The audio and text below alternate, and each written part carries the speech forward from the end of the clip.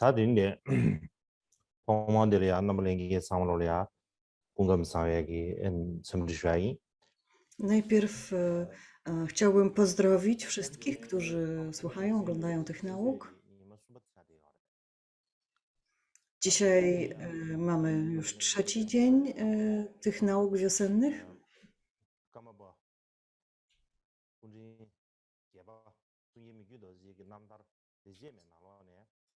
Będę kontynuował nauki dotyczące życia i wyzwolenia karma pamięci Dorje. I dzisiaj będziemy jakby dopowiem nieco o komentarza do 10 strofy i przejdziemy do 11. Najpierw wrócimy do tej 10 strofy, którą omawialiśmy wczoraj. Mówi ona o wymianie siebie na innych. Ogólnie, kiedy mówimy o wymianie siebie na innych, wielu z nas może myśleć,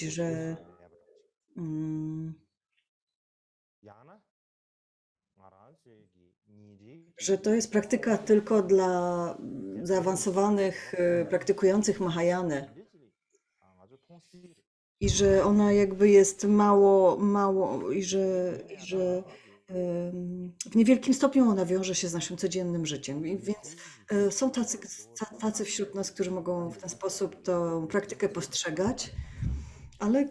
Ale spójrzmy dokładnie na nasze życie, nasze ludzkie życie. Mamy rodziców, mamy dzieci, mamy partnerów życiowych, mamy naszych krewnych i bliskich przyjaciół. Ludzi, którzy są nam naprawdę bliscy. Ludzi, o których się troszczymy, których kochamy. Każdy z nas ma takie osoby wokół siebie najprawdopodobniej. I pomyślmy dla nich, że dla nich jesteśmy w stanie poświęcić swoje zdrowie, a nawet życie, gdyby ich życie od tego na przykład zależało, tak? Więc w wielu przypadkach, że kiedy oni cierpią, to nasze serce krwawi i myślimy sobie o lepiej, żebym ja tego cierpienia doświadczał. Chciałbym przejąć na siebie to cierpienie. Zrobilibyśmy dla nich wszystko, zrobiliśmy dla nich bardzo wiele. I to właśnie, tego rodzaju uczucie, tego rodzaju pragnienie jest właśnie wymianą siebie na innych.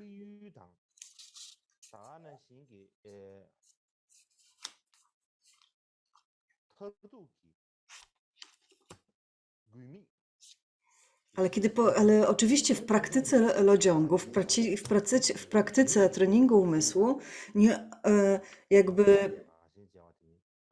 praktyka ta nie ogranicza się tylko do naszych bliskich przyjaciół, ludzi, których kochamy i cenimy i o których się troszczymy. Esencja tej praktyki, idea tej praktyki jest dokładnie taka sama, jak właśnie opisałem, tylko jej zakres jest dużo szerszy. Teraz w tym świecie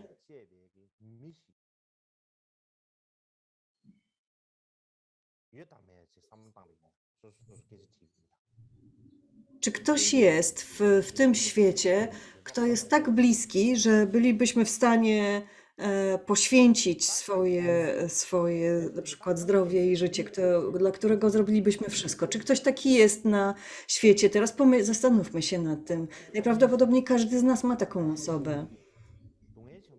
I pomyślmy teraz, że ta osoba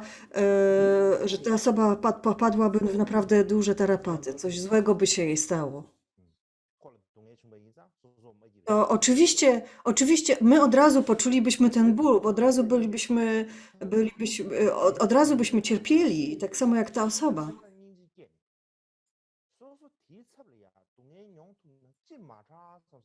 Nasza miłość i współczucie byłaby tak wielka w tym momencie, że nie bylibyśmy w stanie znieść tego uczucia w tym momencie. Bylibyśmy szczęśliwi, gdybyśmy mogli się zamienić w tym momencie z tą kochaną osobą. Więc każdy z nas poczuł coś takiego w życiu najprawdopodobniej. To nie jest jakaś obce dla nas uczucie. Nawet jeżeli jeszcze tego nie doświadczyliśmy, tak jeszcze nie przeżyliśmy takiego doświadczenia, to najprawdopodobniej czegoś takiego doświadczymy w tym życiu. I to jest właśnie wymiana siebie na innych. I to nie jest zatem jakieś uczucie, jakieś doświadczenie, które jest jakieś niedostępne dla nas. Czy też coś, czego nie możemy zrozumieć, nie możemy sami doświadczyć. To jest raczej praktyka, którą my wszyscy, ludzkie istoty, czujemy, której doświadczamy od czasu do czasu.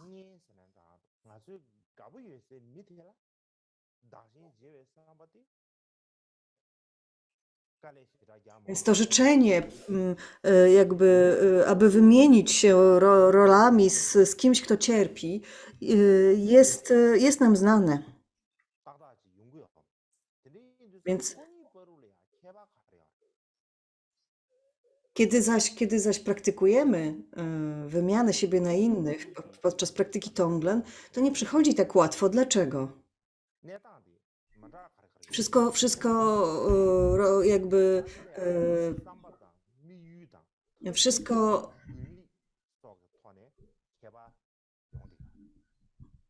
jest ta sama intencja, ten sam cel, ta sama praktyka, tylko jakby przedmiot tej praktyki, obiekt tej praktyki jest nieco inny. Ludzie, którzy są nam bliscy, których kochamy, o których się troszczymy, którzy są z nami związani,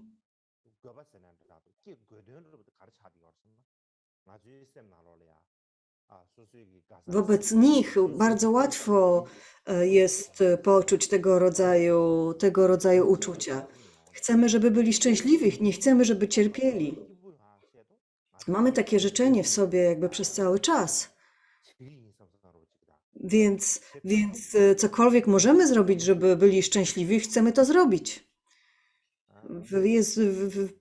Posunęlibyśmy się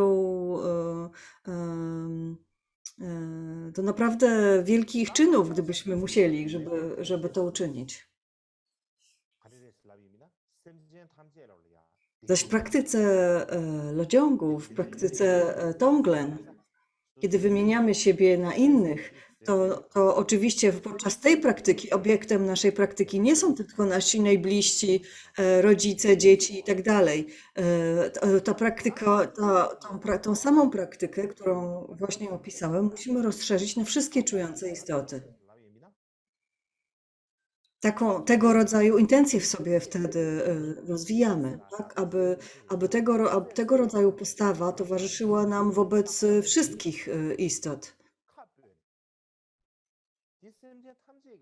Taką zdolność wymiany siebie na innych już mamy, tak? Bo możemy bo potrafimy ją poczuć wobec naszych najbliższych. Wystarczy teraz, żebyśmy rozszerzyli to uczucie na inne istoty.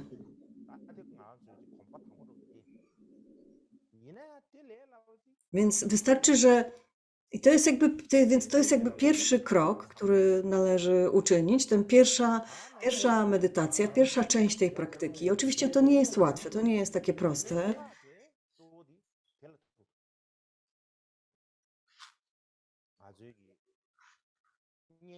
Nasza zdolność do wymiany siebie na innych sprowadza się do tego,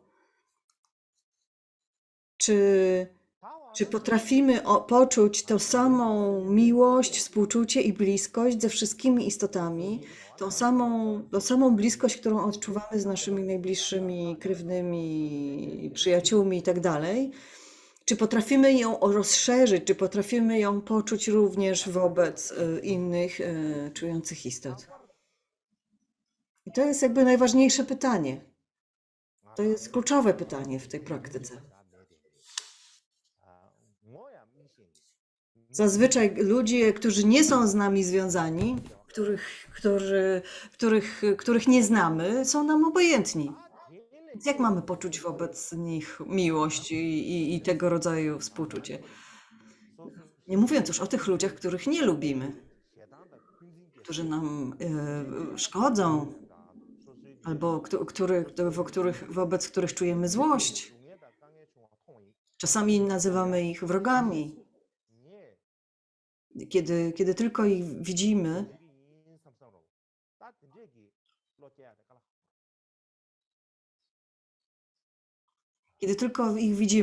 czy czujemy takie uczucie, że o, jeżeli tylko miałbym okazję, to chciałbym przejąć na siebie ich cierpienie? Nie, zazwyczaj tak się nie dzieje.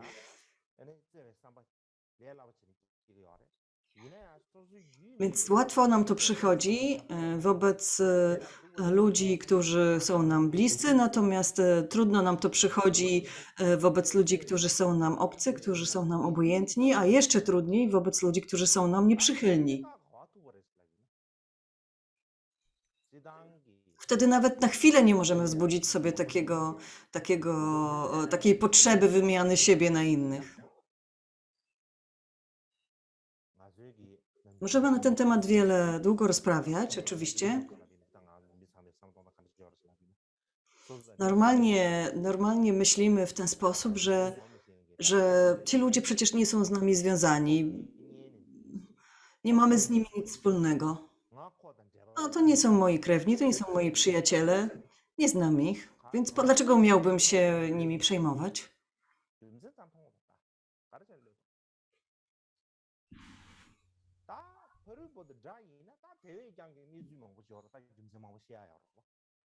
A jeżeli ta druga osoba jest nam nieprzychylna, no to jest jeszcze trudniej. To wtedy już w ogóle bardzo trudno, to myślimy, dlaczego miałbym wobec nich czuć jakąkolwiek miłość i przychylność w ogóle. Gdzieś z tyłu głowy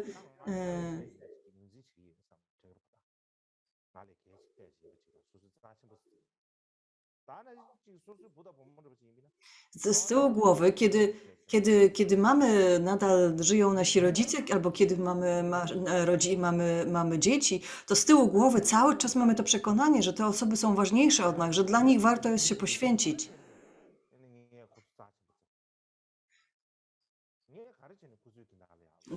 Kiedy zaś mamy do czynienia z ludźmi, którzy są nam obojętni, to traktujemy ich jak, nie wiem, jak nasze konie czy osły, a zaś naszych wrogów w ogóle traktujemy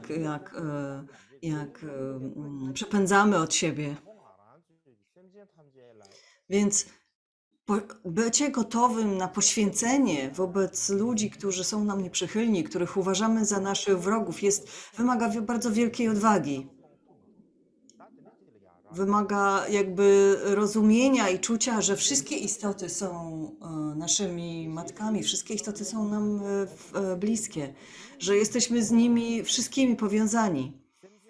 Geshe Langri Tangpa powiedział, że pierwszym krokiem w praktyce wymiany siebie na innych jest właśnie ta myśl, to zrozumienie, że inne istoty są ważniejsze od nas.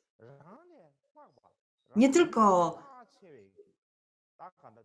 tylko, że one są jakby ważniejsze od nas, że one są, musimy widzieć, musimy czuć, że to jest jakby najważniejsza rzecz na świecie. Wszystkie inne istoty są najważniejsze na naszej drodze. Dlaczego tak jest? Dla praktykujących dharmę inne czujące istoty są źródłem ścieżki, źródłem przebudzenia.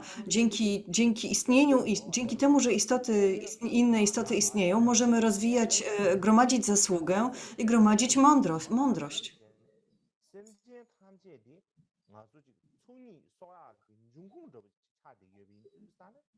Więc jakby inne czujące istoty są całym źródłem naszej ścieżki, są jakby podstawą, dzięki której możemy w ogóle kroczyć na ścieżce, dzięki której możemy osiągnąć przebudzenie. Więc to nie tylko jest tak, że one zawsze były naszymi matkami, dbały o nas w przeszłości i tak dalej, ale dla praktykujących dharmę one są tym klejnotem spełniającym życzenia, gdyż dzięki nim możemy osiągnąć przebudzenie. Bez nich nie jesteśmy w stanie osiągnąć przebudzenia. zasadzie taka zasługa jest jak pieniądze, tak? W tym życiu bardzo wielu ludzi ciężko pracuje, aby zarobić pieniądze. I oczywiście to nie jest tylko dlatego, że po prostu lubimy, że lubimy pieniądze. Po prostu potrzebujemy, musimy jeść, musimy pić, musimy gdzieś mieszkać i, i, i, i bez pieniędzy nie można tego zdobyć w tym świecie. Dlatego każdy z nas stara się tak czy inaczej zarabiać jakieś pieniądze, tak? Więc każdy z nas w pewnym sensie lubi mieć pieniądze. To daje nam właśnie te podstawowe warunki do życia. Podobnie, podobnie, te pieniądze są dobra zasługa jest analogicznie podobna do tych pieniędzy. Jeżeli chcemy mieć dobre życie w darmie, to musimy stworzyć odpowiednie warunki do takiego życia. Nie możemy zaś go stworzyć bez zasługi. Nie jesteśmy w stanie stworzyć tego rodzaju warunków do dobrego życia w darmie. Nie znajdziemy nie odkryjemy w życiu darmy, nie znajdziemy w życiu żadnego guru, nie będziemy mieli warunków do praktyki darmy. To wszystko, do tego potrzebna jest zasługa. Więc jak zazwyczaj zarabiamy pieniądze. Oczywiście nie będę tutaj wyjaśniał. Pracujemy, robimy jakieś interesy, tak? Jest wiele sposobów na to, żeby zarobić, czy też odłożyć jakieś pieniądze. Zazwyczaj jest to jakiś handel, jakiś biznes, czyli coś dajemy komuś, ktoś nam za to płaci, tak? Więc zazwyczaj w ten sposób się to odbywa.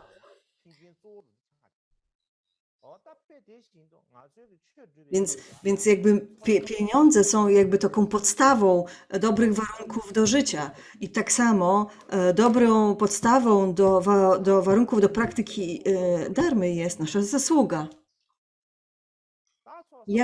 Jak zaś gromadzimy tą zasługę?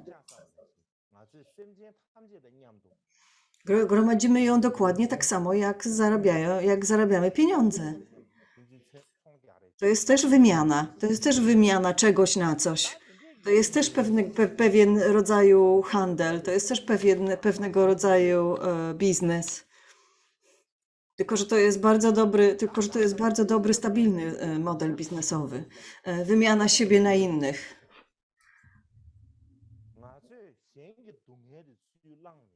To jest bardzo podobne do tego, co robimy na co dzień. Przyjmujemy na siebie cierpienie innych, oddajemy im swoją zasługę, czyli kupujemy cierpienie, sprzedajemy radość i szczęście. Jest to pewnego rodzaju handel, tak? Pewnego rodzaju handel, pewnego rodzaju wymiana. W ten sam sposób, jakim zarabiamy pieniądze. Jaka różnica pomiędzy nimi tylko istnieje? A to taka, że pieniądze kupują nam tylko takie bardzo zewnętrzne warunki, zewnętrzne fizyczne warunki do życia i praktyki, zaś zasługa zapewnia nam wszelkie inne potrzebne rzeczy do życia i praktyki. A poza tym zbieranie zasługi posłuży nam w każdym naszym życiu, nie tylko w tym jednym życiu. Zazwyczaj, kiedy pracujemy i zarabiamy pieniądze,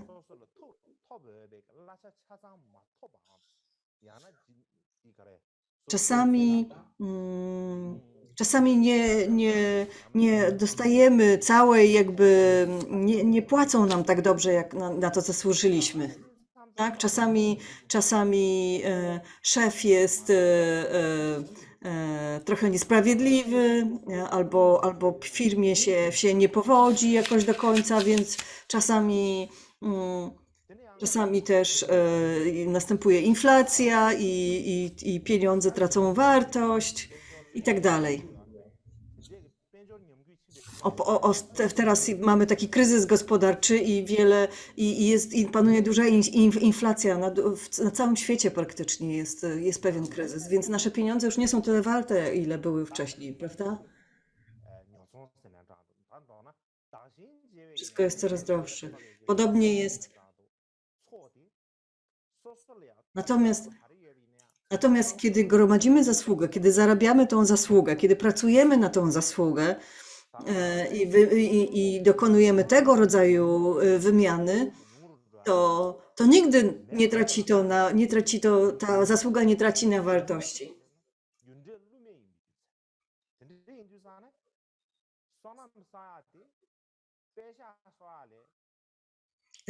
Przyczyna i skutek, prawo przyczyny i skutku jest bardzo, można na nim bardzo dobrze polegać. Ono jest zawsze stałe, więc nasza wartość tej zasługi, którą gromadzimy, nigdy się nie zmniejszy. Na przykład ktoś, kto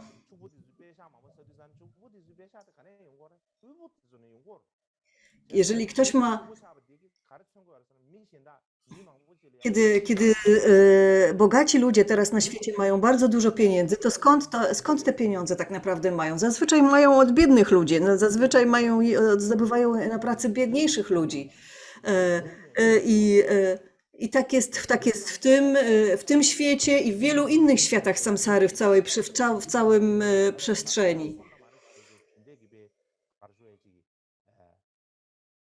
W- Ale natomiast zupełnie inaczej jest z zasługą. Jeśli chodzi o naszą zasługę, to musimy wykorzystywać każdą szansę, każdą możliwość, aby tą zasługę zdobyć, aby tą zasługę sobie wypracować. Nigdy nie będzie taki moment, że będziemy mieli już jej.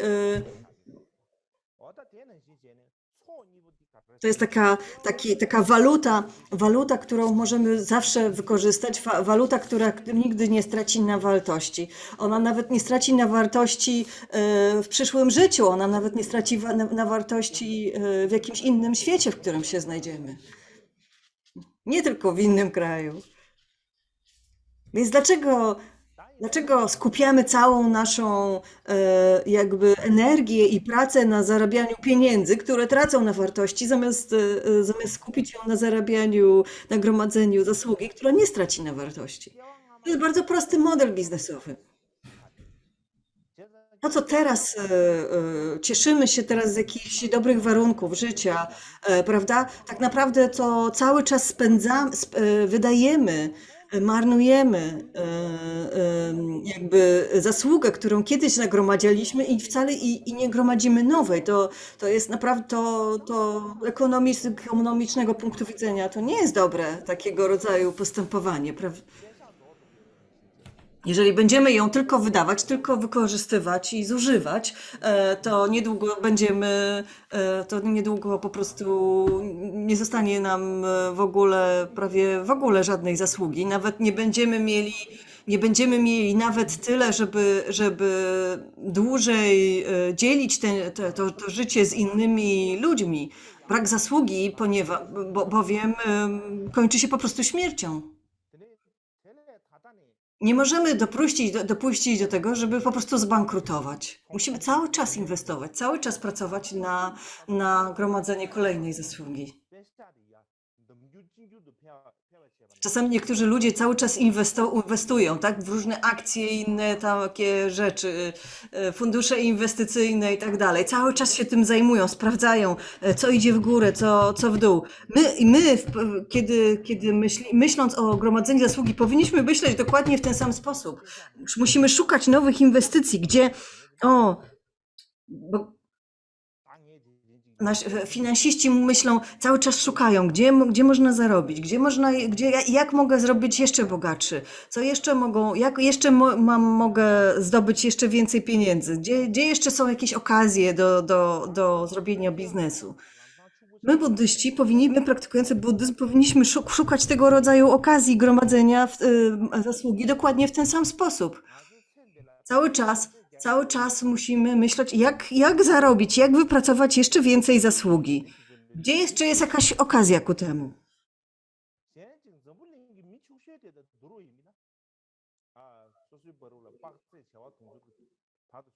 Kiedy też gromadzimy pieniądze, to zawsze będzie jakiś bogatszy człowiek, który będzie bogatszy od nas, prawda? Ale najlepszym sposobem, aby być bogatym, aby być, y, jest odrodzić się w bardzo, bardzo bogatej rodzinie. Ale żeby odrodzić się w bardzo, bardzo bogatej rodzinie, trzeba zgromadzić bardzo, bardzo duże zasługi. Jeżeli w przyszłości chcemy być tak bogaci jak Elon Musk, to, to musimy się odrodzić bogaci. Nie ma innego sposobu.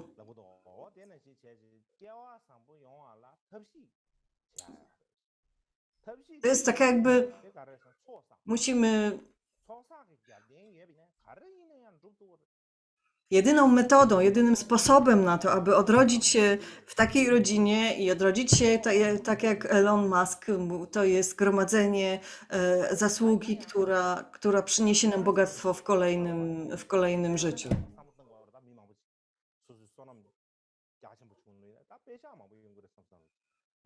Oczywiście gromadzenie zasługi po to tylko, żeby być bogatym w kolejnym życiu, jest jakby od razu splamia, od razu dewaluuje tą zasługę. Bo oczywiście jest wiele bardziej wartościowych rzeczy niż pieniądze. Nie warto gromadzić zasługi po to, żeby mieć pieniądze, bo to jest marnotrawienie tej zasługi po prostu. Przecież dużo ważniejsze rzeczy można dzięki tej zasłudze zyskać, a nie tylko pieniądze.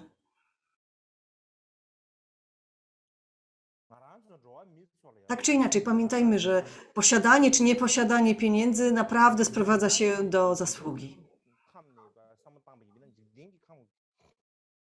Kiedy spojrzymy na cały wszechświat i wszystkie światy w nim zgromadzone, czy z tej perspektywy posiadanie pieniędzy jest takie ważne? To nie jest aż tak ważne. Ale zdolność gromadzenia zasługi i gromadzenia mądrości jest czymś bardzo, bardzo wartościowym we całym wszechświecie. Tak samo wartościowym w każdym świecie we wszechświecie.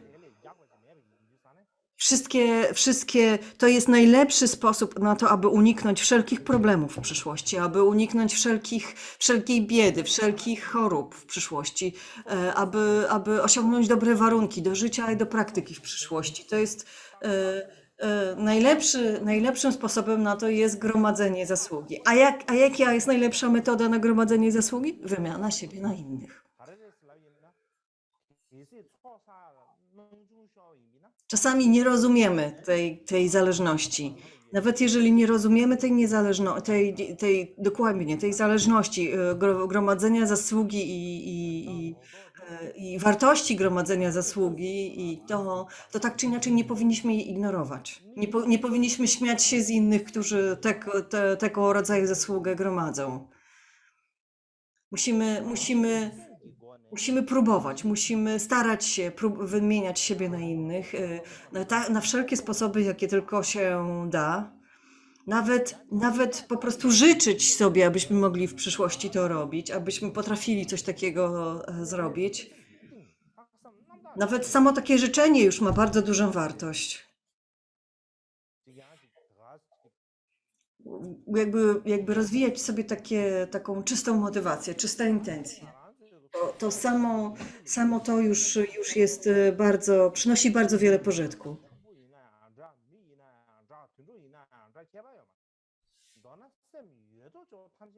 Wszystko jedno, czy te czyjące istoty, którym są bogate, biedne, czy to są ludzie, czy to są inne istoty, wymiana siebie i na innych jest zawsze tak samo skuteczna, tak samo wartościowa i tak samo przynosi zasługę. Czasami nie znamy nawet nazw tych istot, które żyją wokół nas, ale kiedy widzimy je wokół siebie, słyszymy je wokół siebie, widzimy, że cierpią, widzimy, że potrzebują pomocy, to powinniśmy chcieć im pomóc. musimy pamiętać, że wszyscy sponsorzy, wszyscy darczyńcy, którzy nam pomagają, są jak nasz bank, powinniśmy również pomagać im gromadzić tą zasługę. To jest też również bardzo ważne powinniśmy zawsze pamiętać, że ostatecznie wymiana siebie na innych jest najlepszym, najskuteczniejszym sposobem gromadzenia zasługi. Więc teraz będzie przerwa, a potem przejdziemy do strofy 11.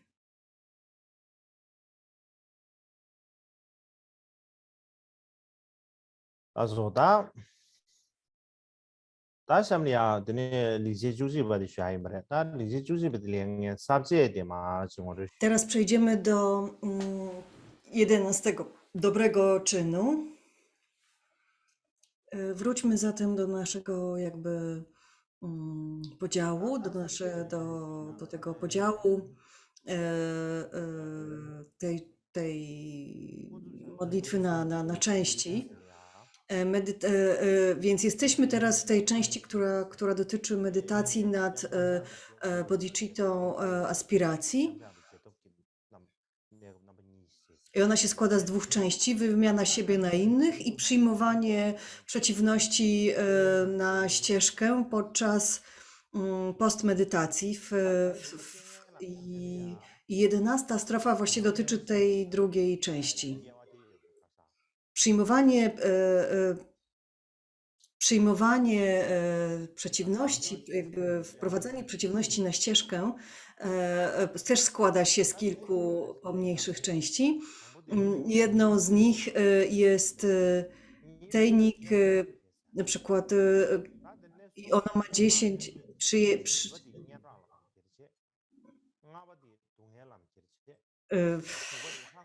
ona się składa z tych 10 części i za szybko to się dzieje, że za szybko to się Będziemy po kolei przechodzić przez nie wszystkie. Pierwszą z nich było to, kiedy nasze materialne dobra się wyczerpują, więc kiedy odbiera się nam jakby podstawowe zasoby. I ta strofa brzmi tak: choć dawałem bez przywiązania, kiedy napastliwi odpowiedzieli gwałtem, radosny niczym żebrak, który znalazł skarb, pomyślałem, że tak oczyszcza się zła karma. Mam to za jeden z mych dobrych czynów. Pośród 33 dobrych czynów wymienionych w tej, to jest 11. Tak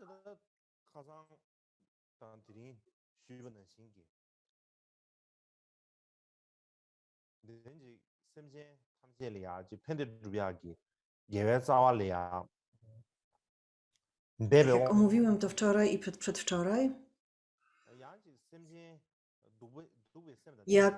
kiedy mówimy o tym, jak Micho Dorje jakby rozwijał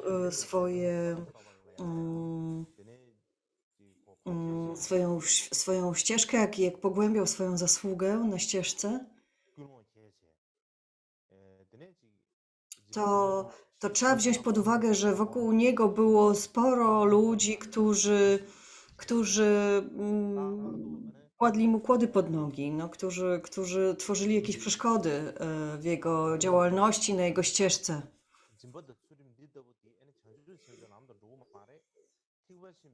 I on na przykład interpretowali albo głośno mówili o tym, że że te dobre rzeczy, które on wykonywał, na przykład szczodrość, że on tak naprawdę, że to nie są dobre rzeczy, że on tak naprawdę wcale nie jest szczodry, tylko jest, że jest to złe. Albo na przykład byli ludzie, którzy w ogóle mówili, że oddawanie innym swoich rzeczy wcale nie przynosi żadnej zasługi. Na przykład byli wręcz tacy. Tak jak mówiłem wcześniej, wtedy w Tybecie było bardzo dużo tak zwanej pseudodarmy, takich ludzi, którzy tylko udawali, że pomagają, ale nie, albo udawali, że nauczają, ale tak naprawdę nic na ten temat nie wiedzieli. patrząc z zewnątrz, ci ludzie wydają się mili i wydają się współczujący i wydają się dobrze ci życzyć, dają przeróżne rady przy tym. To są w zasadzie, kiedy myślę o tym, to tak sobie myślę, że to są takie, że to były takie mary.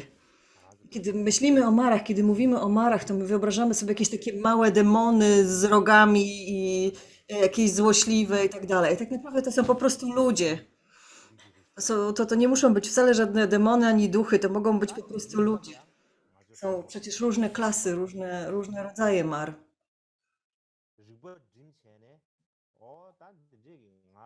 I w kontakcie z takimi marami musimy naprawdę się skupić, musimy naprawdę zachować spokój i mieć świadomość, okej, ci ludzie wydają się mili, ale oni nie nauczają prawdziwej ścieżki. Bardzo ważne jest, aby rozwinąć w sobie tego rodzaju pewność, aby wiedzieć na pewno, jaka ścieżka jest dobra, jaka nie i czy dana osoba takiej ścieżki naucza.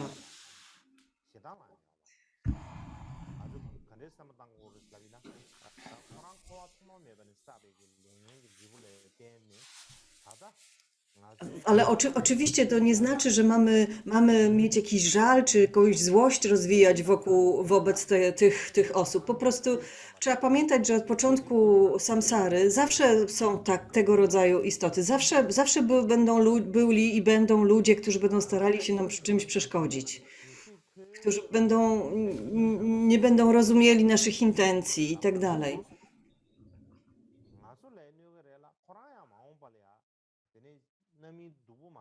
Oczywiście, że ludzie, którzy jakby.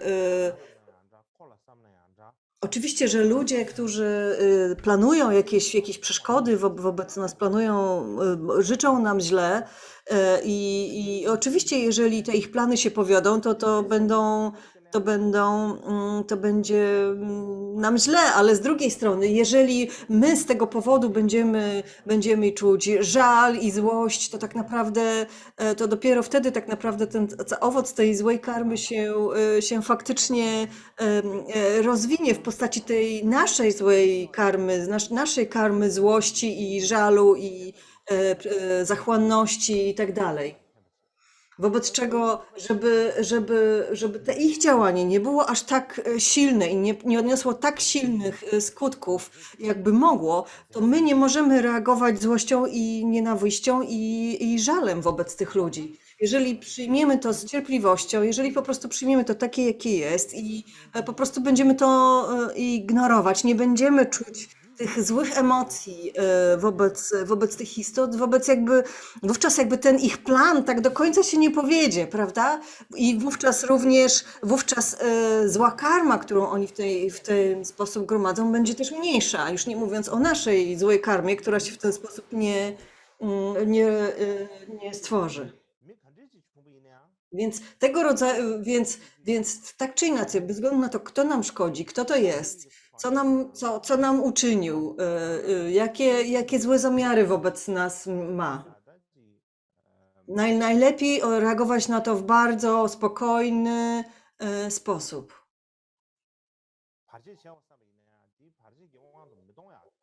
Nawet jeżeli ci ludzie planują jakieś złe czyny, musimy mieć taką pewność w sobie i odwagę, że potrafimy być ponad tym, ale że potrafimy, że musimy starać się tak jakby przyjąć to jak taki olbrzymi, nieporuszony ocean, którego nic nie takie drobiazgi nie wzburzą.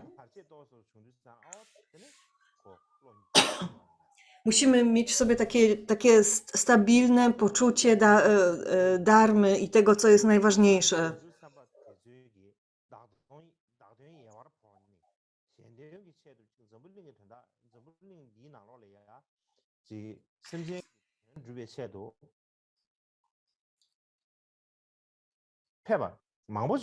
Było wielu wielu Buddów i Bodhisattvów przybyło na ten świat w tym zdegenerowanym czasie, ale bardzo niewielu z tych Buddów i Bodhisattvów mogło rozwinąć taką naprawdę jakby potężną, kwitnącą aktywność. Dlaczego?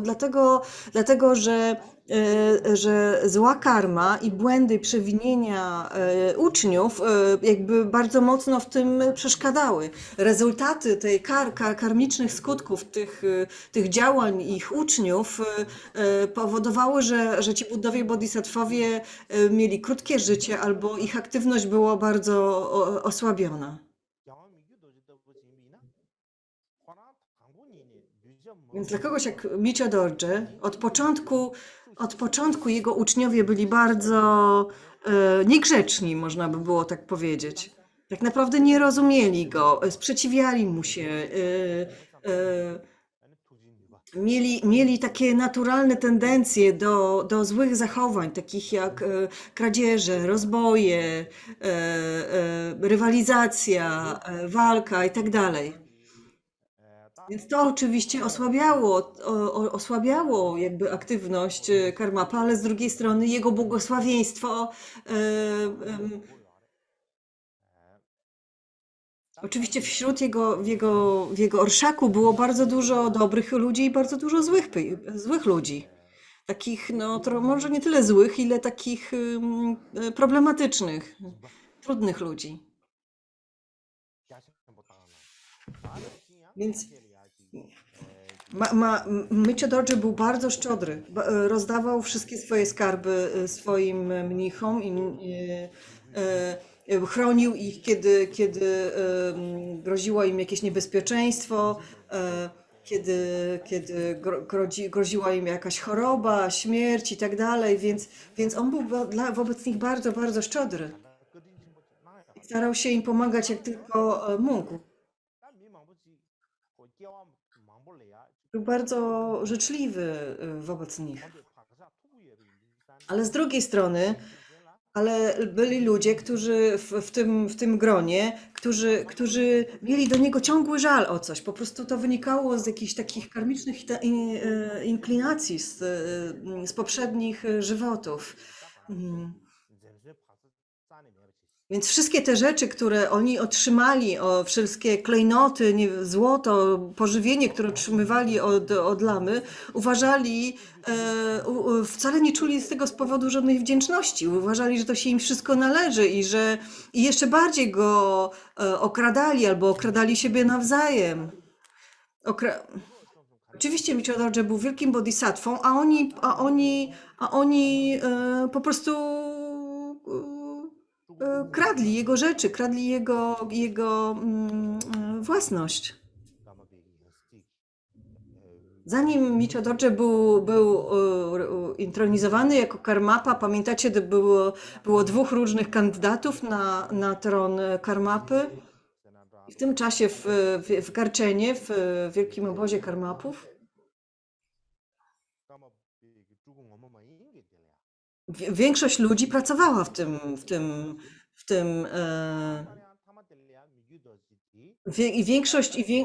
pracowała w tym obozie i większość z nich jakby nie popierała Michio Dorje, popierała tego drugiego kandydata.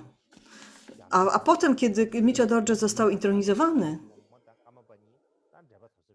to było za czasów dynastii Ming, chińskiej dynastii Ming, z którą ósmy Karmapa miał jakiś związek.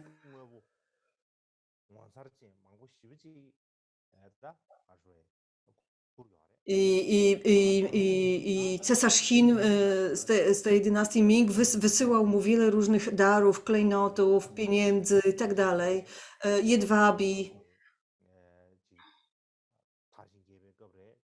Wtedy cały obóz Karmapów był bardzo duży, cała linia Karmakadży jakby kwitła, ludziom żyło się dostatnie, a cesarze Chin przysyłali te takie wspaniałe dary. Michio Dorje w ogóle się do nich nie przywiązywał, wobec czego wiele z tych rzeczy jakby rozdawał po prostu swoim uczniom. To co, wszystkie Na przykład była tam jedna osoba, taki zwykły asystent taki. Ktoś dał mi Ciodorze tysiąc takich kawałków dużych, są takie cegły herbaty. Nie wiem, czy wiecie, to jest taka sprasowana herbata. I dostał tysiąc takich cegiełek herbaty. Było też kilka mułów objuczonych złotem i srebrem. Różne jakby zwierzęta, takie jak konie, jak bydło, I on te wszystkie dary rozdawał do różnym ludziom, na przykład takim jak ten ich prosty asystent.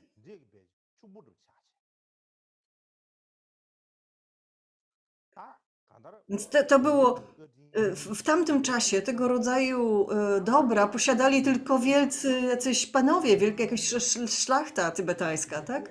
No, a nie zwykli ludzie, zwykli. Więc kiedy Michio Dorje na przykład dał tego rodzaju dar temu asystentowi, to była bardzo wielka rzecz.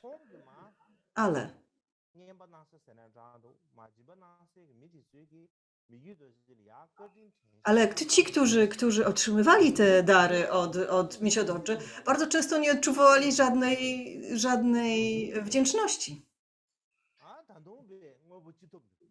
To jest tak jakby ludzie, tak jakby im się to należało, tak jakby wszyscy myśleli, co ty dostałeś, a co ja mogłem dostać, a może mogłem dostać coś więcej. Cały czas byli nieusatysfakcjonowani. To jest tak jakby Michio Dorje miał wobec nich jakiś dług i po prostu i przyjmowali to, tak jakby to było coś i mało tego jeszcze nawet mówili, o, przecież on bez nas, co on by bez nas zrobił? Przecież on jest karmapą tylko dzięki nam. On tę wszystką całą aktywność może on to wszystko ma dzięki nam. Przecież to wszystko tak naprawdę jest nasza zasługa. Ty nie wiesz, ty jesteś mały, młody, ty nie wiesz jeszcze, co należy zrobić. Ty nawet nie wiesz, jak wszystko, jak świat działa, co jest czym, więc niektórzy nawet mu grozili. Niektórzy nawet mu grodzili, że lepiej traktuj mnie dobrze, bo inaczej to zagrożę tam twoim mnichom albo czemuś. Na przykład mówili, że tak zniszczą namioty albo zniszczą mnichów i tak dalej.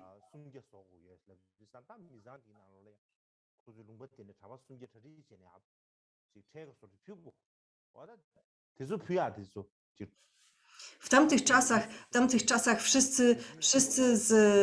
to było takie prawo, że każdy dawał coś od siebie jako taki podatek na rzecz klasztorów.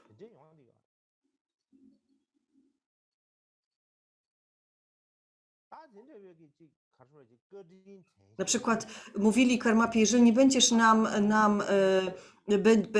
jeżeli nie będziesz dla nas dobry, nie będziesz nas szanował, nie będziesz nam, to my na przykład zablokujemy te datki, te podatki od ludu, że one do ciebie nie trafią, albo coś w tym stylu. Na przykład tego rodzaju różne groźby jakby docierały do Karmapy.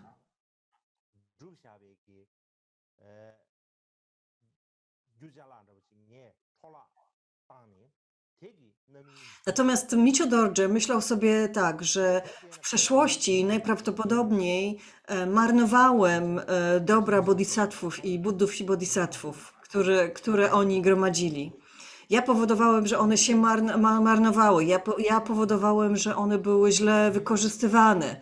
I teraz właśnie w ten sposób ta karma jakby wraca teraz do mnie i w ten sposób jakby dojrzewa. Teraz moje dobra, moje rzeczy są marnowane i je tracę. Karmapa był bardzo potężnym lamą, tak? Bardzo znanym lamą w całym Tybecie i w Chinach.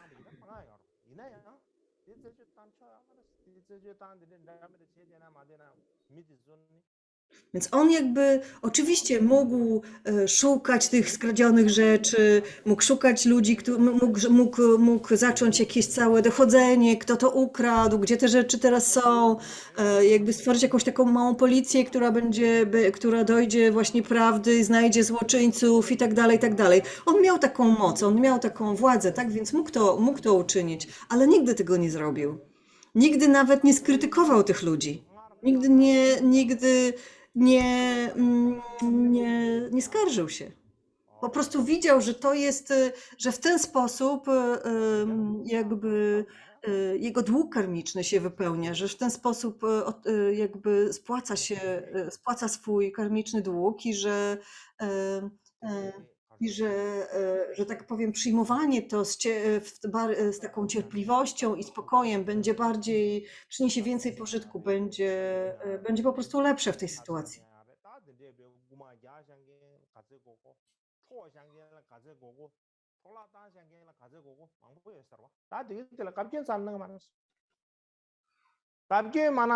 Bardzo, bardzo wiele ludzi było wtedy takich, którzy go okradali, którzy sobie zabierali dary, które ktoś dla niego przynosił i tak dalej.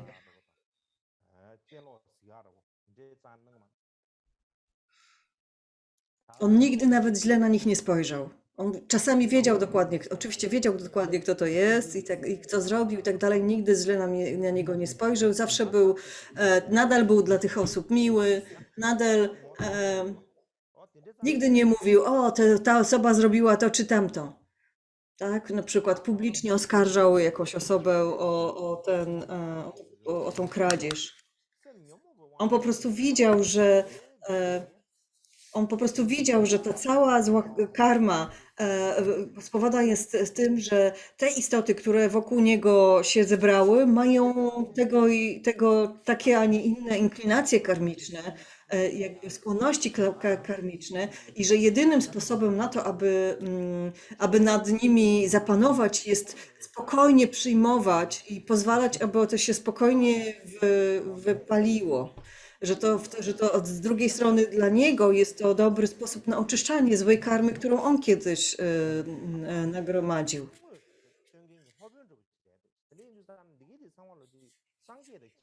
W ten sposób jakby była to dla niego też lekcja dotycząca tego, jak materialne rzeczy są mało ważne, jak są tymczasowe, jak są nietrwałe.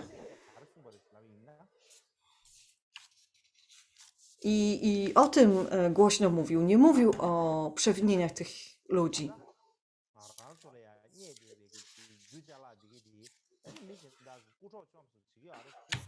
Obecnie też my bardzo wiele, to się często zdarza, tak, że nagromadziliśmy jakieś rzeczy, a jacyś inni ludzie je za nam zabrali. To się często zdarza w świecie, prawda? Zamiast czuć żal i złość na tych ludzi, najlepiej po prostu, najlepiej jest po prostu przyjąć to jako element ścieżki, przyjąć to jako przeszkodę, która się pojawia na ścieżce i która jest dla nas szansą na oczyszczenie pewnych splamień karmicznych. Inną rzeczą, którą musimy zrozumieć, jest to,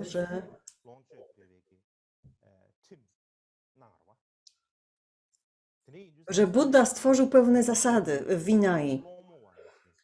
I stworzył pewne zasady, szczególnie dla mnichów i mniszek, tak?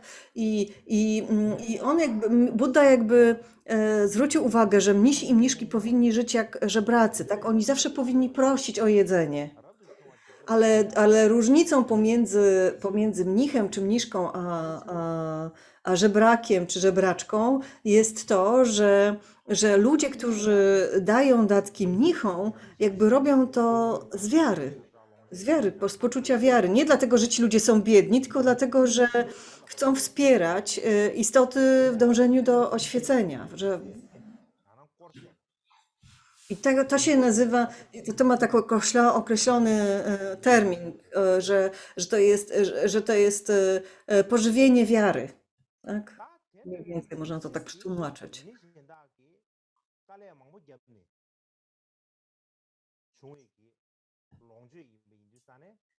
Czy też dar wiary.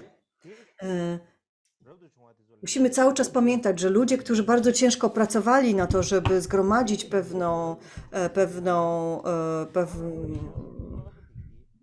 pieniądze, czy też i to, że nam je teraz przekazują, jest jakby efektem tej ciężkiej pracy tych ludzi.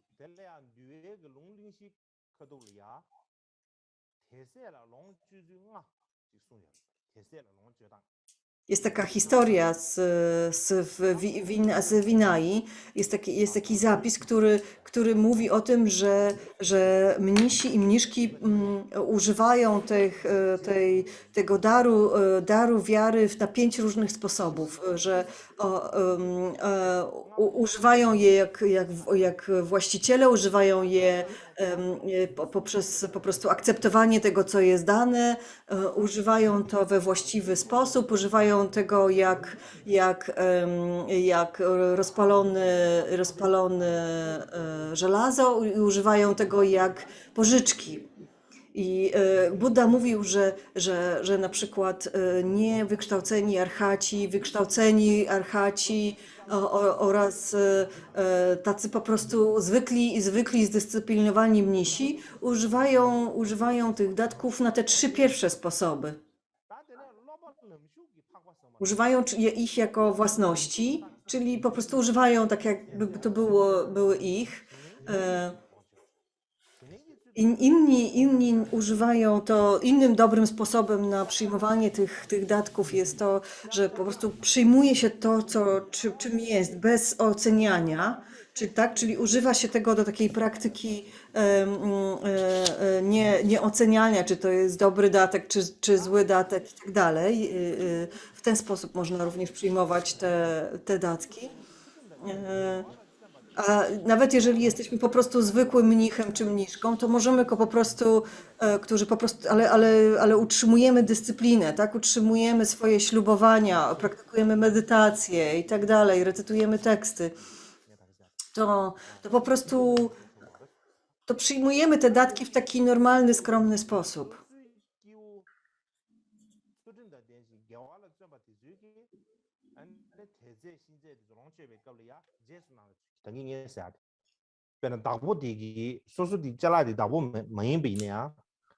Czyli przyjmujemy to, co jest nam przeznaczone, to, co jest nam osobiście dane. Czyli ci ludzie, którzy to dają, mówią, możesz zrobić z tym, co chcesz, tak? I wtedy albo proszę, daj to swojemu lamie i tak dalej. I każdy mnich i mniszka muszą to robić zgodnie z przeznaczeniem, z tym wskazaniem.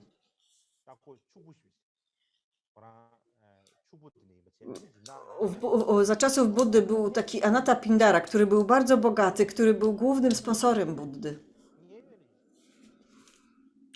On żył w Shravasti, w pałacu. I pewnego razu zaprosił Buddę i cały jego orszak. Miał bardzo dużo dużo różnych jedwabi i różnych tkanin, żeby uszyć szaty dla Buddy i dla mnichów.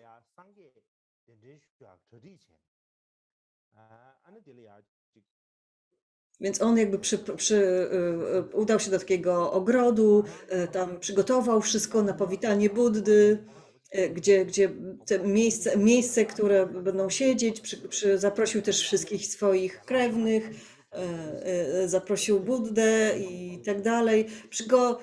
Przygotował bardzo smaczną ucztę dla nich wszystkich i zaprosił wszystkich. W tym czasie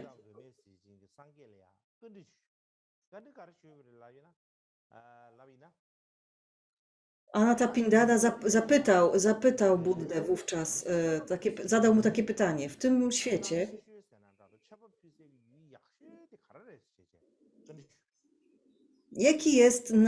kto jest najlepszym obiektem szczodrości? A Buddha powiedział, najlepszym obiektem szczodrości jest sanga. Ale w tamtym czasie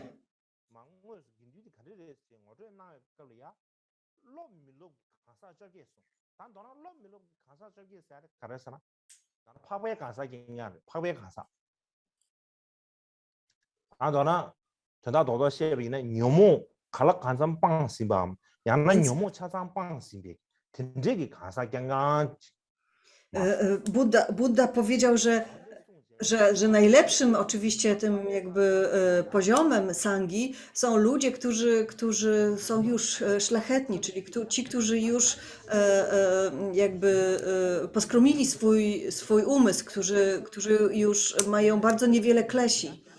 I że tego rodzaju sanga jest najlepszym obiektem szczodrości. Że czyli ofiarowywanie im jakichkolwiek rzeczy jest najlepsze. Więc wtedy Anathapindada bardzo się ucieszył, że już wie, komu najlepiej ofiarowywać,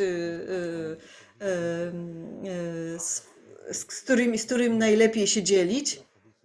Więc on zaczął ofiarowywać te wszystkie jedwabie i tkaniny mnichom Buddy.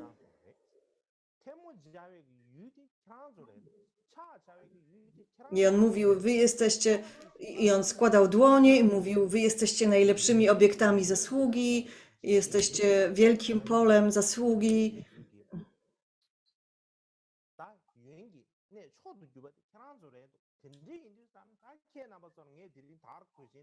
Więc najlepiej wam ofiarowywać całe dobro, więc wam ofiarowuję wszelkie, ten cały jedwab i tkaniny i tak dalej. Ale pojawił się pewien problem. Nie każdy w orszaku Buddy był bodhisatwą. Nie każdy był wyzwolony, niektórzy z nich byli arhatami, niektórzy byli bodhisatwami, a niektórzy byli nadal zwykłymi ludźmi, tak?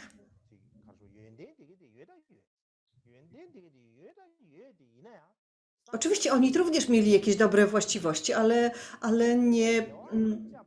ale Buddha dał taką radę, powiedział, że najlepszym obiektem, że trzeba praktykować szczodrość wobec ludzi, którzy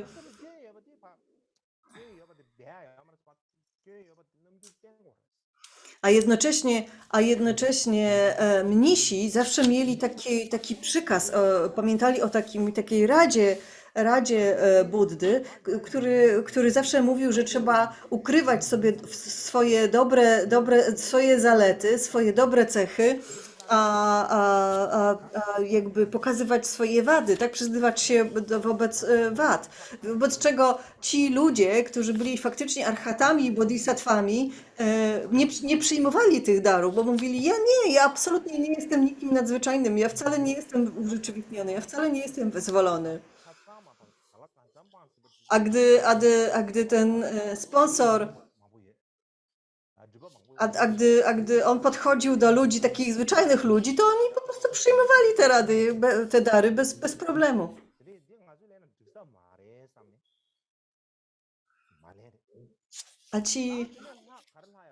Więc ci, którzy naprawdę byli tą szlachetną sangę, nie przyjmowali tych darów. A ci, którzy byli zwyczajnymi istotami, przyjęli dary.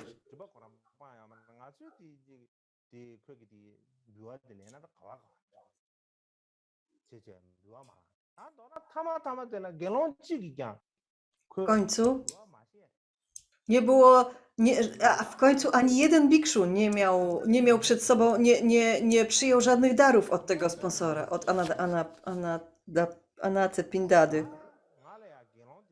I Anathapindada był bardzo smutny. I on powiedział, ci wszyscy bikszu, oni odwrócili swoje miski, w ogóle nie chcą mojej szczodrości. Nie mam żadnej zasługi, nie zgromadziłem żadnej zasługi. Co teraz zrobić? Zrobił się smutny, zbladł i w ogóle stwierdził, że to jest beznadziejna sytuacja. Ale Buddha tam był nadal, oczywiście, i Buddha spytał Anandy, o co chodzi? Co tam się dzieje? Ananda powiedział, Anata Pindada chciał ofiarować te rzeczy bikszu, a oni ich nie przyjęli. Oczywiście Buddha o tym wiedział, ale tak czy inaczej musiał spytać Anandę, bo wśród ludzi po prostu trzeba konwersację utrzymywać. Ludzie musieli wiedzieć, że on wie. Więc Ananda wyjaśnił mu całą sytuację, która zaistniała.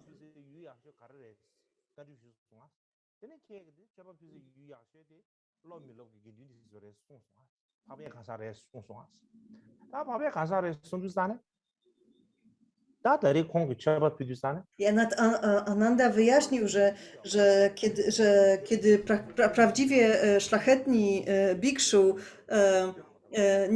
nigdy nie przyznają się do tego, że są szlachetni i że mają jakiekolwiek duchowe osiągnięcia i tak dalej, wobec czego nie przyjmują tych darów od Anathapindady.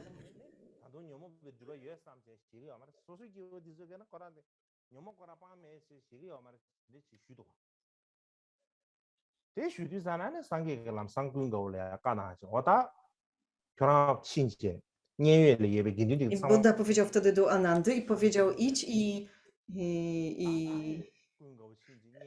zbierz tutaj wszystkich bikszu i wszystkich innych uczniów.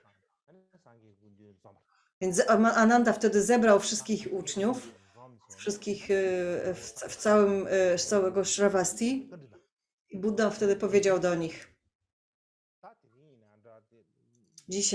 Buddha powiedział do nich dzisiaj czy wczoraj, tam cokolwiek, nie wiem kiedy, dzisiaj, jutro, nie wiem, tak czy inaczej, Buddha powiedział Anathapindada ofiarował wam tkaniny na szaty. Wszystko jedno, czy to byli... Dlaczego ich nie przyjęliśmy? Dlaczego ich nie przyjęliście? Dlaczego tych darów nie przyjęliście? Wtedy nikt nic nie powiedział. Nikt nie miał żadnej odpowiedzi na to pytanie. Ananda wówczas powiedział... Ananda był jakby tłumaczem. Więc Ananda zaczął wyjaśniać tą całą sytuację jeszcze raz głośno Buddzie, a Buddha powiedział... To zadał bardzo ważne pytanie. Dlaczego staliście się mniszkami? Zrobiliście to po to, żeby osiągnąć wyzwolenie i nirwanę, czy po co?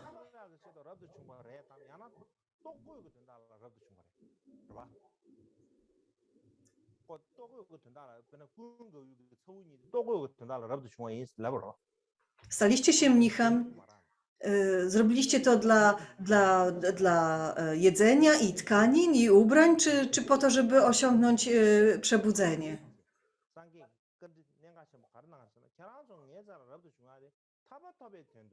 Więc Buddha pytał ich w ten sposób. Czy zrobiliście to, żeby osiągnąć wyzwolenie, czy żeby mieć dużo jedzenia i ubrań? A oni oczywiście powiedzieli, nie, żeby osiągnąć wyzwolenie. A Buddha na to odpowiedział, nie ma znaczenia, nie ma znaczenia, co w takim razie, jeżeli zrobiliście to po to, aby osiągnąć wyzwolenie, to nie ma znaczenia, co kto wam daje. Musicie przyjąć to dokładnie, co ludzie wam dają. Wszystko jedno. To mogą być wielopiętrowe pałace, to mogą być ubogie chatki, to mogą być tanie ubrania, to mogą być drogie jedwabie. Wszystko jedno. A jeżeli chcecie osiągnąć wyzwolenie, to musicie przyjmować te dary takimi, jakie są. bez osądzania. Pamiętajcie, że jeżeli wy je przyjmiecie, to będzie, to przyniesie i wam zasługę, i tym, nie tylko tym obdarowującym przyniesie to zasługę, ale również tym obdarowywanym, czyli wam. To po prostu tworzy pole zasługi.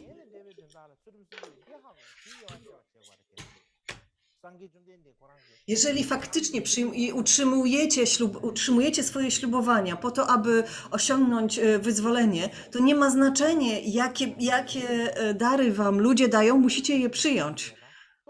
Nie, taka fałszywa skromność tutaj nic nie pomoże. Ludzie, że tak powiem, rozwijają, tworzą bardzo dużo zasługi, obdarowując ludzi, którzy dążą do wyzwolenia.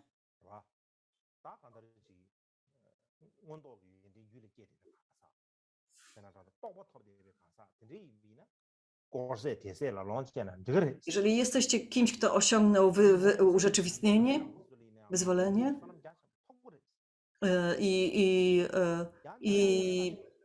i przyjmiecie dary jedzenia, majątku i tak dalej od ludzi, którzy jakby przekazują je z wiarą, to jest to bardzo dobre dla obu stron, ale oczywiście wy musicie tą swoją praktykę i to dążenie do wyzwolenia jakby utrzymywać w bardzo czysty sposób. Musicie wiedzieć, co robicie, tak? Jeżeli będziecie tylko udawać, że coś recytujecie, udawać, że praktykujecie, to oczywiście przyjmowanie tego wówczas tych darów byłoby oszustwem, byłoby zaciąganiem długu karmicznego. Jeżeli ktoś wam da $100, to będziecie musieli oddać $100 w ten sposób. Natomiast jeżeli naprawdę praktykujecie, jeżeli naprawdę studiujecie i rozwijacie swoje słuchaniem, przemyśliwanie, medytację i tak dalej, utrzymujecie swoje ślubowania, wówczas przyjmowanie jakichkolwiek darów, mniejszych i olbrzymich, jest bardzo dobre.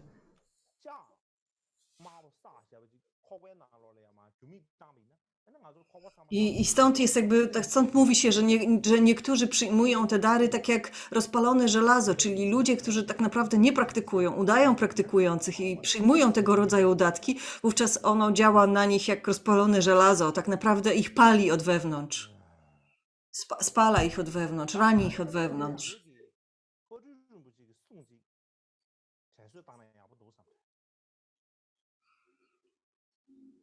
Możemy też wspomnieć na przykład słowa nauki Patrula Rinpoche, który mówił,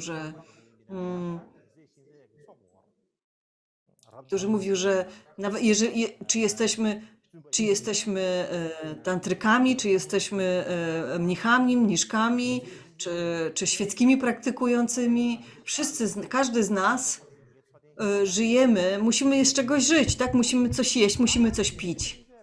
I musimy polegać, ponieważ zajmujemy się głównie darmą, musimy polegać na tym, co otrzymujemy od innych. Nawet jeżeli wówczas, jeżeli siedzimy i recytujemy jakieś teksty, ale tak naprawdę myślimy o czymś zupełnie innym, w ogóle nie koncentrujemy się na tym, co recytujemy, co robimy, to lepiej w ogóle, żebyśmy nic nie mówili i żebyśmy w ogóle niczego nie udawali. Czasami siedzimy na pudrze, ale tylko nasłuchujemy, co się gdzie dzieje, wypatrujemy, co się gdzie dzieje, nudzimy się przez cały czas. To nie ma sensu. Na przykład często sponsorzy dają ofiary i proszą o pudrze dla zmarłych, tak? Sponsorzy, którzy ofiarowują te datki, dla nich zdarzyła się tragedia. Ktoś umarł. Ktoś umarł i ta osoba jest w bardo.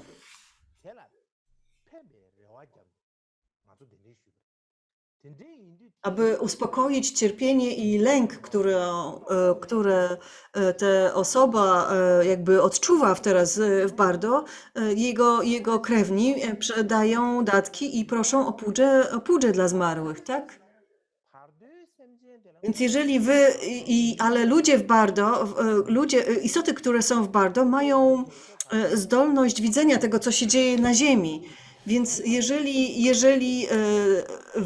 jeżeli tego rodzaju istota, która jest w Bardo, będzie widziała, że dla niej wykonywana jest jakaś pudża, a wy na tej pudży się śmiejecie, wygłupiacie, w ogóle się nie przejmujecie tym co robicie, to osoby, które są w tym momencie w Bardo, poczują żal, poczują złość i zniechęcenie wobec nich i w żaden sposób im to nie pomoże, wręcz przeciwnie, może doprowadzić, że one odrodzą się w jeszcze niższym świecie.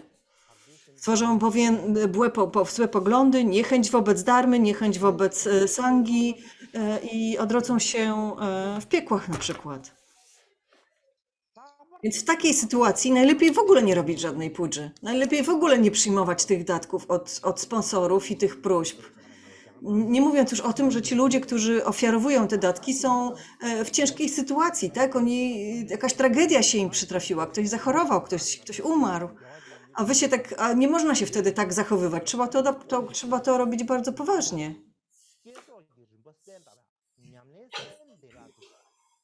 Wszystkie te Często nasze pudże składają się z fazy wizualizacji, tak? Fazy budowania i fazy spełniania. Jeżeli wy nie skupiacie się w ogóle na znaczeniu tych słów, tylko po prostu recytujecie głośno to, co tam w tekście jest napisane bezmyślnie, zupełnie nie wykonując w duchu w ogóle tej praktyki, to również nie ma sensu. To również jest okazywaniem braku szacunku wobec ludzi, którzy poprosili was o te pudże. To tak jak papugi. Papugi potrafią powtórzyć Om Mani Padme Hum, tak? Ale nie rozumieją, co mówią. I jeżeli nie możemy się zachowywać tak jak papugi, nie możemy po prostu recytować mantry i zasypiać przy tym. Czasami recytujemy mantrę i zaczynamy się naprawdę nudzić i nasze ciało zaczyna się jakoś wykrzywiać i zaczynamy zasypiać przy tym. Patrzymy w jedną stronę, patrzymy w drugą stronę, nasłuchujemy, czy coś interesującego się tam wydarzy, albo tam. W tym samym czasie recytujemy bardzo dużo różnych mantr. Albo zaglądamy w telefon do Facebooka, albo myślimy sobie o jakimś filmie, którym obejrzeliśmy. Co robimy z tą malą? Zaczynamy na przykład rzucać tą malą, tak jakbyśmy nie wiem, odganiali jakieś insekty czy zwierzęta. To jest tak, jakbyśmy ośmieszali całą dharmę. To jest tak, jak tworzymy, jakby praktykujemy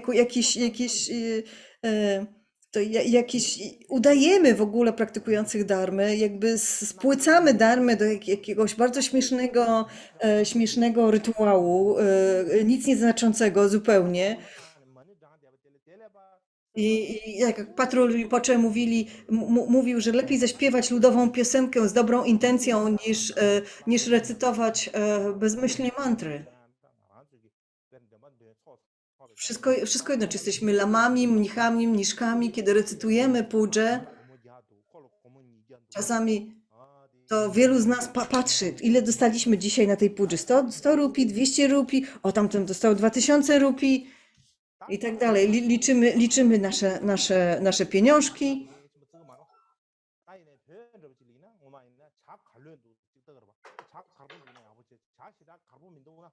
Albo patrzymy, w Tybecie to patrzyliśmy, czy jest dużo masła w mleku na przykład. Albo czy ten chlebek, który dostaliśmy, dzisiaj to on jest niesmaczny, dzisiaj to jest niedobry, jakiś niedobry chleb nam dzisiaj dali. Ale przecież nie robimy pudże po to, żeby jeść chleb i żeby dostawać jakieś rupie. Robimy pudże po to, żeby przynieść pożytek tym istotom, które o to proszą. 세상 아주 신부 있는 양자, 성부 있는 양자, 후수 딱하다. 내가 신부지를 Wszystko jedno, czy robimy to dla żyjących, czy dla zmarłych. Musimy pamiętać, że te osoby są w jakimś kryzysie, tak? Że i w nas pokładają wszelkie nadzieje, w nas szukają schronienia w tym trudnym czasie, bo ktoś im zachorował, bo ktoś im umarł, a my po prostu marnujemy te wszelkie nadzieje, marnujemy te wszelkie dobre intencje. To jest naprawdę niewłaściwe. Z punktu widzenia prawa przyczyny i skutku tworzymy bardzo złą karmę. Ci ludzie będą naprawdę nieszczęśliwi i rozgoryczeni i rozczarowani naszym działaniem. Musimy w takich przypadkach musimy naprawdę robić wszystko, co potrafimy i praktykować najlepiej, jak umiemy. Musimy naprawdę robić to z intencją przyniesienia pożytku tym osobom.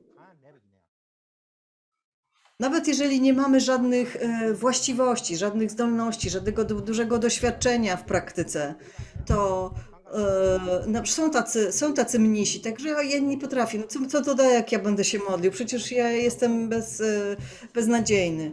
Albo są też tacy ludzie, tacy mnisi, którzy po prostu są leniwi, no i nie chce im się zapamiętywać, recytować i tak dalej.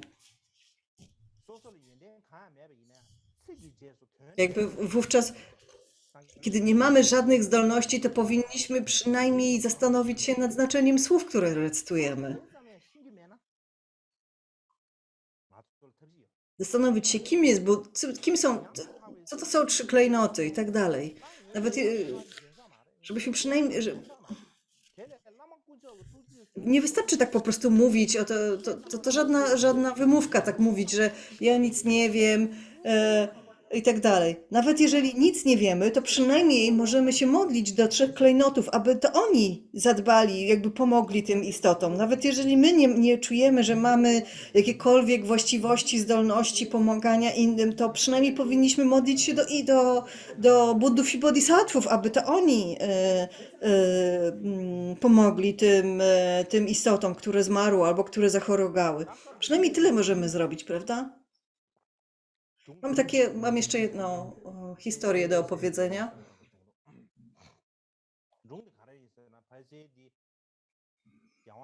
Ta historia wydarzyło się najprawdopodobniej za czasów 15 Karmapyka czy Abadorje.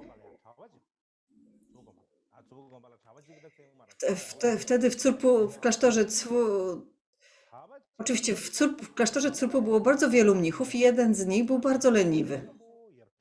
W ogóle jakoś taki był mało inteligentny i więc on był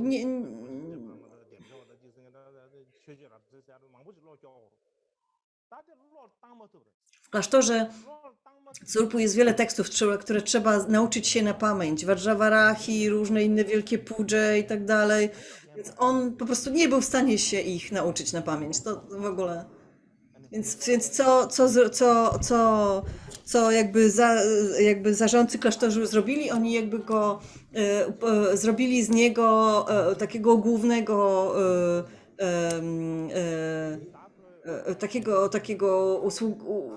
on jakby rozdawał herbatę, przygotowywał i rozlewał herbatę podczas pudży. I pewnego dnia zrobił przy tym jakiś wielki błąd.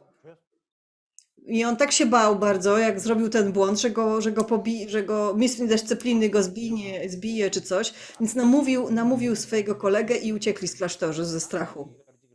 Nie wiedzieli, nie mieli żadnego planu, gdzie oni mają iść, co mają ze sobą zrobić, a więc tak czy inaczej uciekli i dotarli do pewnej wioski i tam spotkali taką jakąś rodzinę nomadów i poprosili ich o jedzenie. Ale w tym samym czasie okazało się, że jest jeden członek tej rodziny zmarł. Więc rodzina pomyślała, to są mnisi z klasztoru Tsurpy. To jest, jakie to szczęście. Mamy tutaj mnichów z klasztoru Tsurpy, to zrobią poła dla tego zmarłego. Oczywiście oni nawet nie wiedzieli, jak robić poła. Oni nawet nie wiedzieli, jaki tekst należy wyrecytować, żeby zrobić poła. Oni w ogóle nic na ten temat nie wiedzieli. Ale ta rodzina jakby pokładała w nich bardzo dużą nadzieję. Ta rodzina zaprosiła innych lamów również do tego zmarłego. I ci mnisi pomyśleli sobie, że no, to będzie straszny duży wstyd, jeżeli w ogóle nic nie wyrecytujemy i nic nie zrobimy w tej sytuacji. I bardzo się bali, ale usiedli przy tym zmarłym i tak się zastanawiali, co teraz możemy zrobić, jak my zrobimy to poła.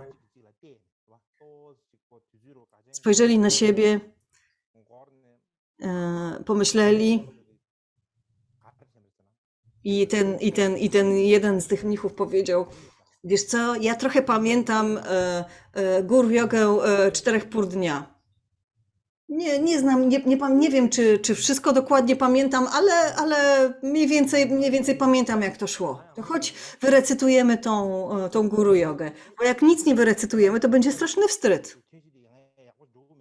Więc ja będę recytował guru jogę 4 pół dnia, ty jakby mów za mną, dobrze? A on powiedział, okej, jakoś damy radę. Okej, no to usiedli, a wszyscy na nich patrzą, wszyscy po prostu w skupieniu patrzyli, co zrobią ci mnisi z klasztoru Tsurpu.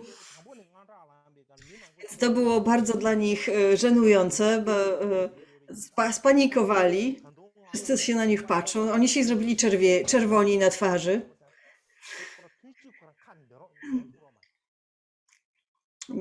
Nie mogli nawet wydukać słowa.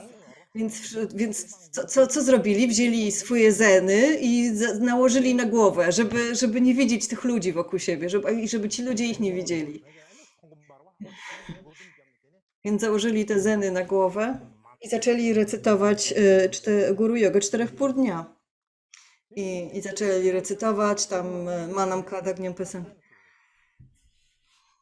I w końcu doszli do tego momentu, w którym się recytuje mantrę Karma Pacena.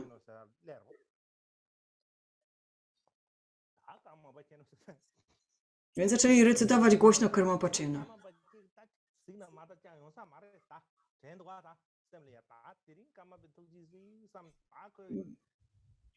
I modlili się o Karmapa, jeżeli teraz mi nie pomożesz, to kiedy mi pomożesz? I tak dalej, tę całą modlitwę, prawda? I modlili się o swoje przetrwanie, co z nimi będzie za chwilę. I ten, który serwował herbatę, nagle usłyszał w uchu, teraz to zrób. Tak jakby ktoś mu powiedział do ucha, podszepnął, teraz to zrób. I on wtedy krzyknął, hik, na głos. I wtedy on zaczął krzyczeć, hik. I zrobił, i w tym momencie duży kawałek z czubka czaszki tego zmarłego odpadł i odleciał.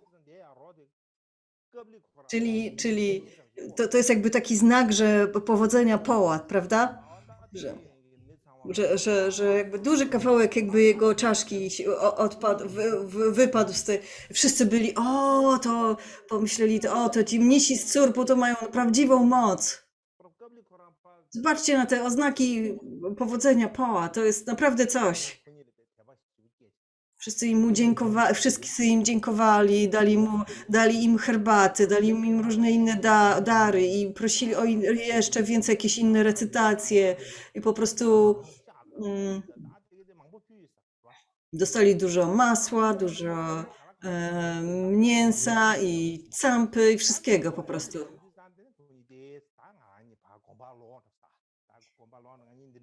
Teraz pomyśleli sobie, teraz może wrócimy wreszcie do klasztoru. Teraz to możemy wrócić do klasztoru. Więc wrócili do klasztoru. Mamy coś do ofiarowania, żeby przebłagać mistrza dyscypliny. Jeżeli może nas wpuszczą z powrotem. Więc zgodzili się co do tego, wrócili do klasztoru. każdemu mnichowi coś ofiarowali tą całą campę, masło i tak dalej, herbatę klasztorowi i wyjaśnili, że się pomylili, że uciekli, prosili o wybaczenie i oczywiście mistrz dyscypliny pozwolił im wrócić do klasztoru i oczywiście w tym czasie, kiedy oni recytowali Karmapaceno, Karmapa to usłyszał. Po prostu usłyszał tą modlitwę. I pomógł im w tej sytuacji. I oczywiście to on wykonał to poła.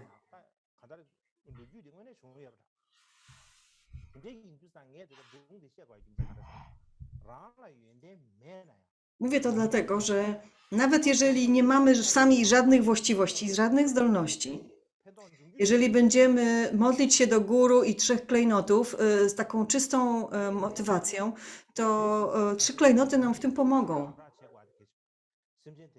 Tak czy inaczej, musimy robić wszystko, co potrafimy, wszystko na co nas stać. I to jest bardzo ważne. Nie możemy ludzi, którzy proszą o pomoc, zostawić po prostu z niczym. Niektórzy martwią się o Karma Kamdzang. O, nie przyjmę darów.